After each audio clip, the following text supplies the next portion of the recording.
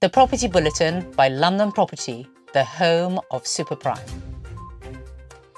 London's superprime real estate market is flourishing, driven by an international clientele and soaring prices. Despite concerns over Russian sanctions, luxury property sales have surged, particularly from buyers in the US, Saudi Arabia, UAE and China, who accounted for 60% of transactions, totaling £780 million in 2023. Interest is also growing from India, Israel and Nigeria. Cash purchases are on the rise, reflecting a shift away from traditional mortgages due to global economic factors. While stamp duty and potential political changes may impact prices, demand remains robust, with London viewed as a stable investment amidst global uncertainties. As supply diminishes, prices are expected to climb, signalling continued strength in the superprime market.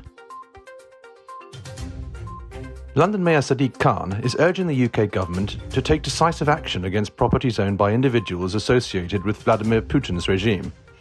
In a letter to Housing Secretary Michael Gove, Khan proposes selling off assets belonging to Putin's cronies and using the proceeds to benefit those in need, including building over 4,000 low-cost homes in London.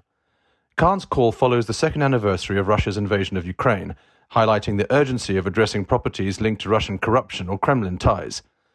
City Hall's analysis suggests that selling the £1.1 billion worth of property identified as Kremlin-linked could fund thousands of affordable homes, potentially accommodating Ukrainian refugees fleeing Putin's aggression. While the government has sanctioned over 1,700 individuals and entities, Khan remains concerned about financial trusts that could obscure property ownership. The government asserts its commitment to cleaning up the property market, including increasing transparency around property-owning trusts. However, Khan also expresses alarm over the closure of the Ukraine Family Scheme, stressing the importance of supporting Ukrainians seeking refuge in the UK amid ongoing conflict.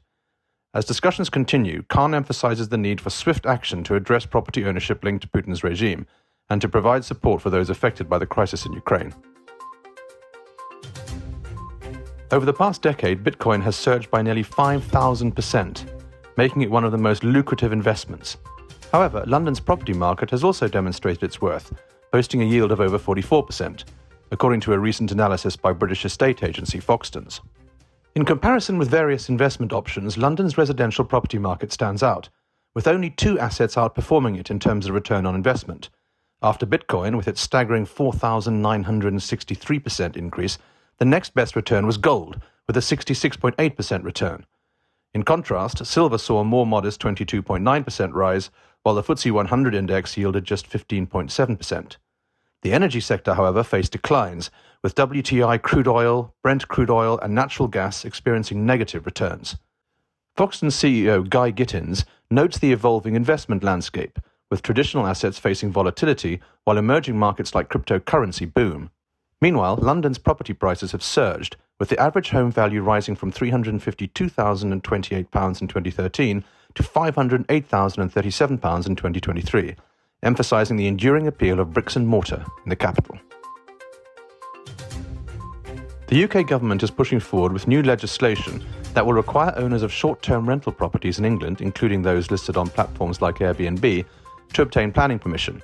This move aims to address concerns over the proliferation of such properties, particularly in English seaside resort towns, where they have been seen to impact local housing availability and the competitive landscape for hotels and B&Bs. Under the proposed changes, owners will need planning permission for future short-term lets, with a mandatory national register of such properties also being introduced.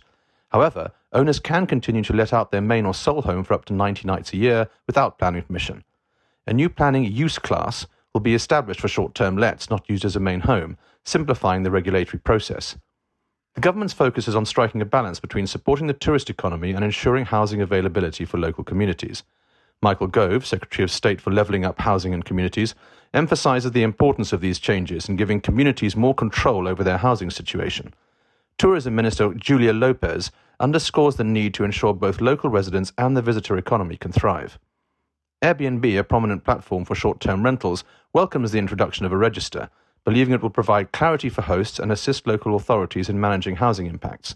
The government stresses the long-term housing plan, aiming to deliver suitable housing while empowering communities to decide what is best for their area.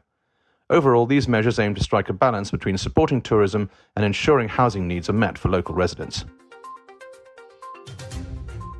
A Tory MP asserts that the UK's housing crisis is exacerbated by post-Brexit migration, with tenants now spending 40% of their disposable income on rent. Neil O'Brien, formerly the Levelling Up Minister, conducted an analysis revealing Britain's low homeownership rates and higher rents compared to the eurozone. In London, where 67% of private renters are foreign-born, the housing stock has grown by 10.7% since 2011, while migration accounts for 16.6% of the population increase, intensifying housing pressures. O'Brien emphasises migrants are not solely responsible, but have worsened the crisis, straining government solutions. He notes that a significant proportion of migrants receive more from the state than they pay in taxes, with only 15% arriving for work, according to HM Revenue and Customs data. This reality, he hopes, will enrich discussions on migration and its broader economic impacts. Subscribe to our newsletter to receive our weekly bulletins and stay ahead of what's shaping the super prime property market.